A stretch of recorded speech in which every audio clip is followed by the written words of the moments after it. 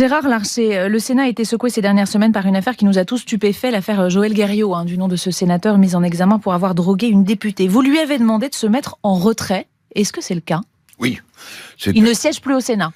Actuellement, c'est le cas. Mais je vous rappelle que le président du Sénat ne peut pas démettre un sénateur de sa fonction de sénateur. Aujourd'hui, il ne siège pas ?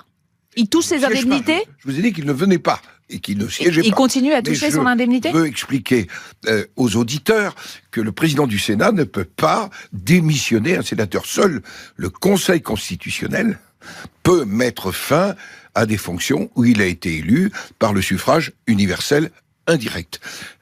Il va y avoir une procédure, cette procédure de justice qui suivra l'enquête et il appartiendra, nous veillons à ce que... Là, il est quoi, en arrêt maladie ou... Écoutez, actuellement, il est en arrêt.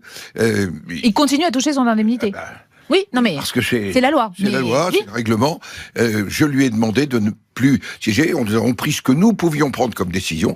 Notamment, il a été démis de son rapport à la Commission des Affaires étrangères, de la Défense et des Forces armées. Un mot sur le fond. Il évoque une erreur de manipulation. Il explique s'être procuré un sachet d'ecstasy auprès d'un membre du Sénat. Ça paraît quand même fou. Il y a de la drogue qui circule au Sénat ? Écoutez, d'abord, c'est sa parole contre d'autres paroles.